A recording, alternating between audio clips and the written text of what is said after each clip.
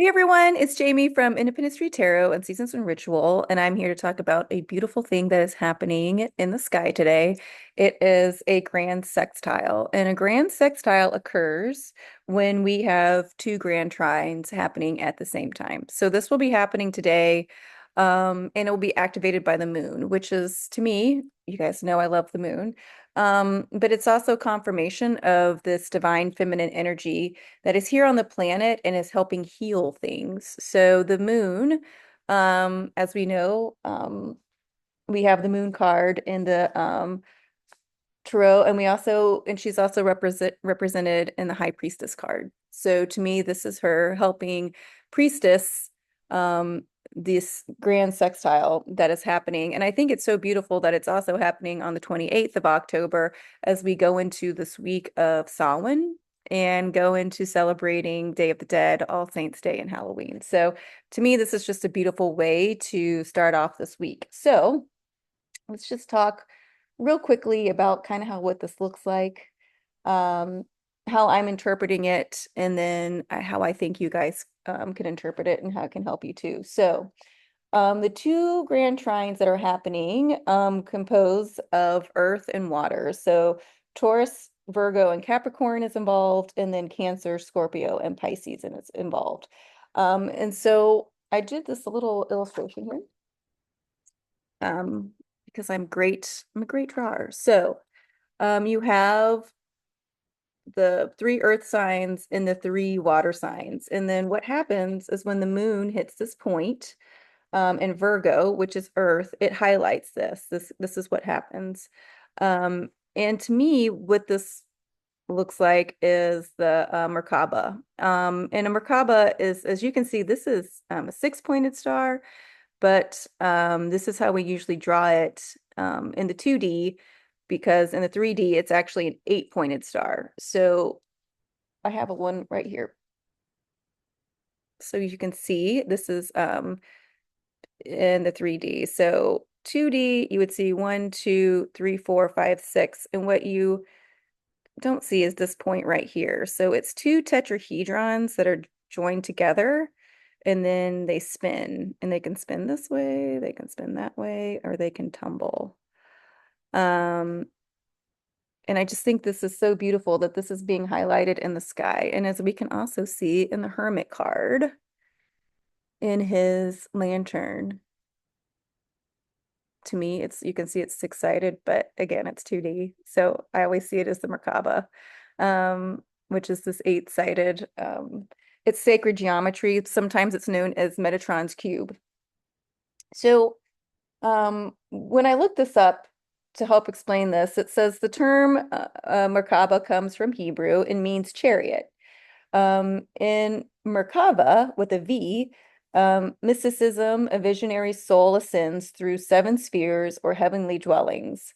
On a perilous journey, the visionary's goal is to see the divine throne, which is located in the chariot. And then when I was reading up about the energy of the Merkaba, it says Merkaba energy is said to balance and revive the activities between the two sides of the brain and to strengthen mental abilities, sensitivities, insensitivities. It is also considered a powerful healing tool, protection tool, and is said to help with spiritual growth. So this is the way that I'm reading it. The energy is here to balance and revive the activities between the two sides of the brain. Also, I see it as activating and reviving the masculine and feminine sides of ourselves, right? Because the right and left side. And so I think this is a very powerful tool we can use at this time um, with this energy. And I think it's really beautiful too because that the moon is activating this, that she's priestessing this. So she hits that 27th degree mark of Virgo and it goes in, and then she will keep moving on because the moon only stays for about two and a half to 3 days in one sign. But the other two personal planets that are left in this energy is Mars and Mercury.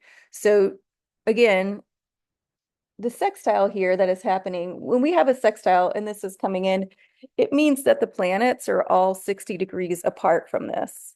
And when you look on the in the zodiac, the moon and Mars are 60 degrees apart from each other. So they're all in this conversation. Mercury's in this conversation. I mean, what a great planet, the planet of communication to be in this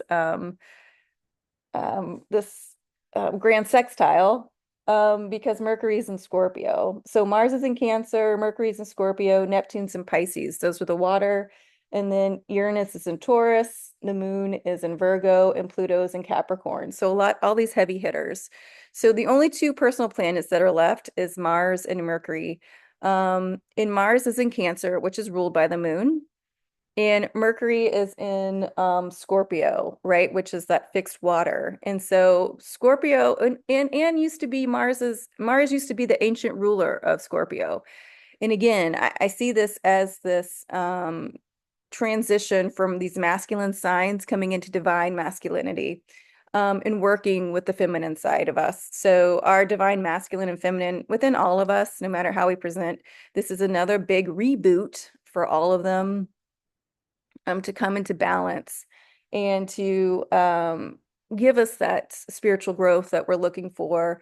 I know it's protection and healing. Use this sacred geometry for what it is. When I was working with it this morning, I was thinking of like tiny Merkabas, but it felt better when I made the Merkaba extremely big and around myself, and knowing that it was just doing what it needed to do, like to heal and to put things back together. Um, I think that's kind of, well, I'll say this and then I'll kind of let's wrap it up because I just wanted this to be a little bit of a short video, but just to bring this to your attention. When I pull the Hermit card, um, he always has his head down and leads by the light of his lantern. So allow this sacred geometry to come in, put things back together, and revive your light.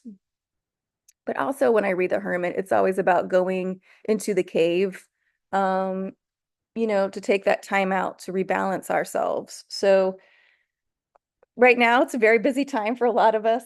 Um, but it could also represent this idea of going to the underground as we go closer to we're in fall and getting to winter, right?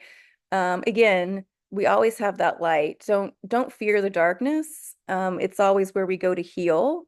It is where we go. It's where the mystery is. I think that's why it's also so beautiful that we get to use the sacred geometry with this. And use this as a protection tool and a healing tool for sure. Use it to strengthen your mental abilities and your sensitivities because this is how we're going to present moving forward in the most like healing and beautiful way. Um, the moon is activating this in us because the moon represents that divine feminine, but she also represents our intuitiveness, right? And so we're all these things are coming back online.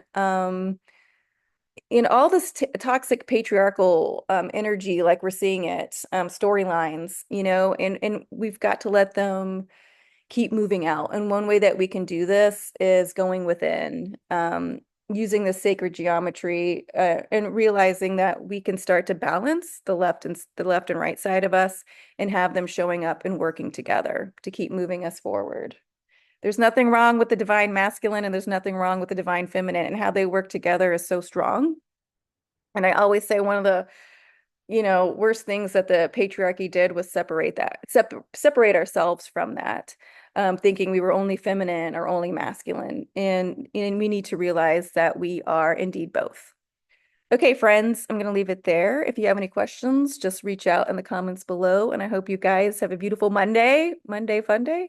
Um, and if you have, I was gonna say, don't have a case of the Mondays, but if you have any questions or would like to know more about sacred geometry, let me know and I can do a little more research on that as well. Okay, friends, till next time.